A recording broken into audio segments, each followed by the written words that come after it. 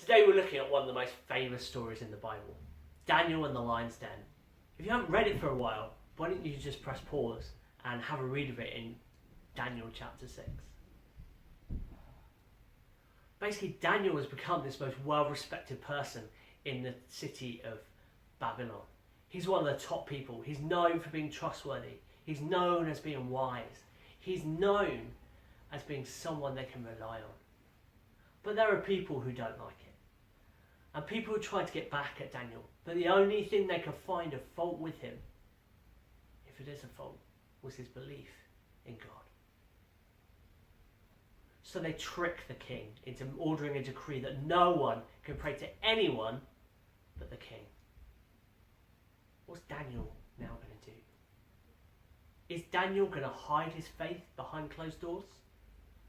Or is he still going to put it on display for everyone to see? I think it's a challenge for all of us, isn't it? You know, in some respects, you know, we can still have a personal relationship with God behind closed doors where no one else knows. You know, we can still have that. We can still serve him. We can still talk to him. But actually, is that what faith is about?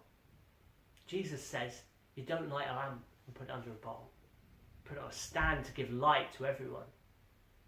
Our faith is meant to be put on display for others to see. Because Jesus says they'll see your good deeds and praise your Father in heaven. It will be so easy sometimes. Especially when we feel like people are going to tease us. People are going to discriminate against us. People are going to get on our backs. We're going to end up in difficult discussions if we let people know that we're Christians. But actually, what Jesus says is to stand up, to let it show, to let your light shine. And that's exactly what Daniel does in the story. He gets home and, as he always does, he opened his doors up towards Jerusalem. He sat on his knees and he prayed. And he prayed in defiance of what the king had said. He was arrested and thrown into that lion's den. Yeah, let's be real.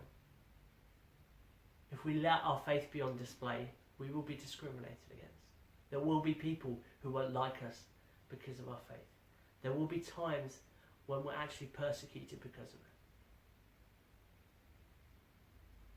But what Daniel found in that lion's den was that God was with him. What happens to the king is amazing. The king says to Daniel, may your God be with you in that den. And then he fasted all night. And he went down the next day and Daniel was still there. He brings Daniel out of that lion's den and he praises God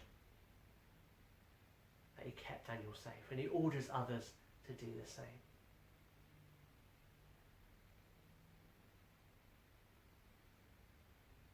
They may see your good deeds and praise your Father in heaven. That's what the king did.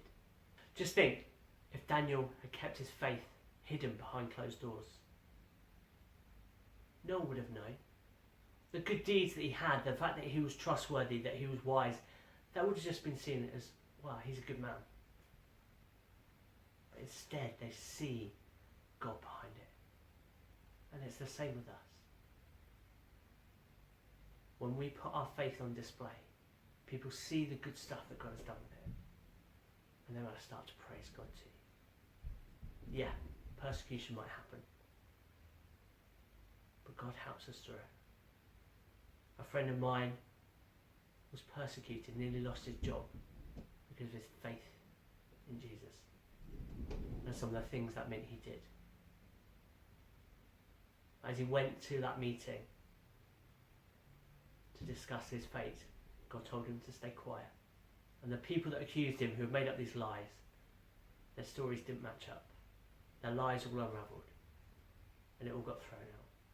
Why? Because he trusted that God would be with him. So my encouragement, even though it's tempting to keep our faith to ourselves, is put it on display. Let's put it on display that people may see God in us. Check back tomorrow. We're going to talk even more about some challenges.